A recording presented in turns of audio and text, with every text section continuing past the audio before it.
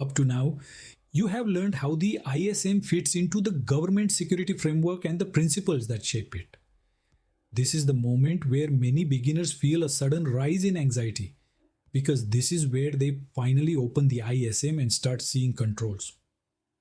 Long sentences, formal language, structured numbering, and very quickly it can feel overwhelming. The first thing you need to understand is this: an ISM control is not a technical instruction. It is not telling you exactly which product to buy or which configuration command to run. A control is an expectation. It describes an outcome that must be achieved in order to manage a specific security risk. Controls exist because principles alone are not enough. Principles explain why security matters, but controls explain what must be in place to make those principles real. If the cybersecurity principles describe the shape of good security, controls describe the concrete behaviors that support it. Every ISM control exists for a reason. It exists because at some point, somewhere, a failure occurred. A system was compromised, data was lost, or a service was disrupted. Controls are the accumulated lessons of those failures. When you read them with that mindset, they stop feeling arbitrary and start feeling preventative. One of the most important mindset shifts you must make is this: controls are written to be stable over time. Technology changes rapidly, but government security expectations must remain consistent. That is why ISM controls are written in abstract capability focused language. They describe what must be true, not how you achieve it. This abstraction is intentional. It allows agencies to meet the same control using different technologies, architectures, and operating models as long as the underlying risk is being managed. The ISM is not trying to limit innovation. It is trying to ensure outcomes.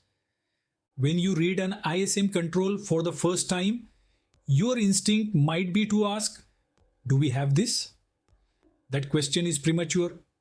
The better first question is, what risk is this control trying to manage? Once you understand the risk, the control becomes much easier to interpret. Controls are also deliberately written to support the 6 cybersecurity functions you learned earlier. Some controls exist to support governance, others to identify assets and risks, others to protect systems, and others to detect, respond, or recover. Knowing this helps you place each control in context rather than treating them as a flat checklist. Another important concept is that controls are not equally heavy. Some controls establish foundational expectations, such as having governance structures or asset inventories. Others focus on operational behaviors, such as monitoring, backups, or access management. You are not meant to implement everything at once. Controls are designed to be applied progressively based on risk and maturity. This brings you to one of the most misunderstood aspects of the ISM. Controls are not binary. They are not simply on or off. Many controls can be partially made through compensating measures, or made differently across environments.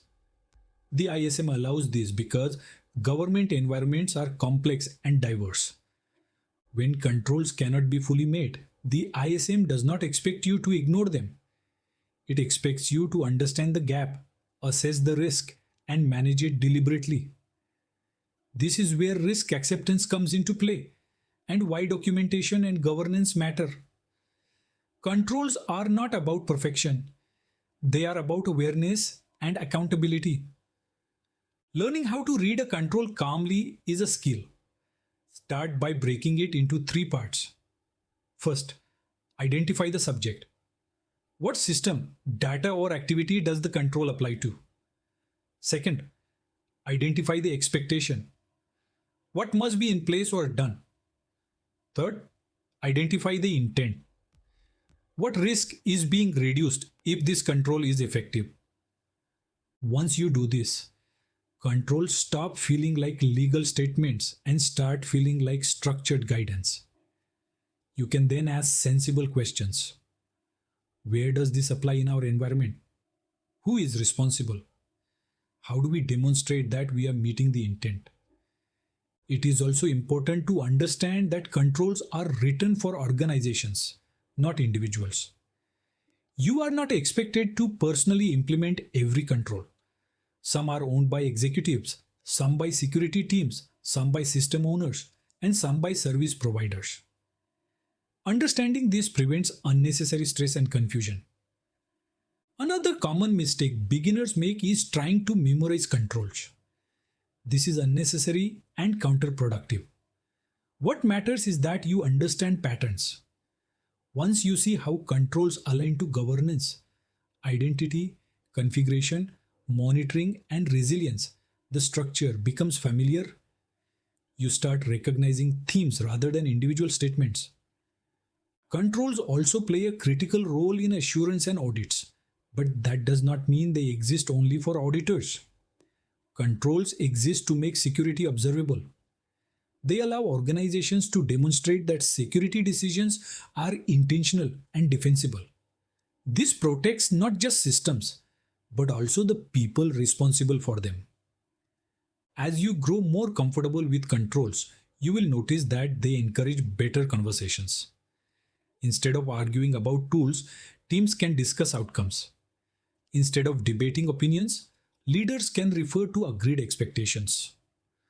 Controls create a shared language for security across technical and non-technical stakeholders. The most important thing to remember is this: controls are there to help you succeed, not to trap you. They are a framework for thinking, not a punishment mechanism.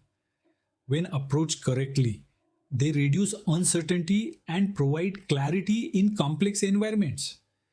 By the time you finish this course, you should be able to open the ISM, read a control, and calmly understand what it is asking of you. That confidence is far more valuable than memorizing details. It is what allows you to apply the ISM sensibly, responsibly, and effectively in real government environments.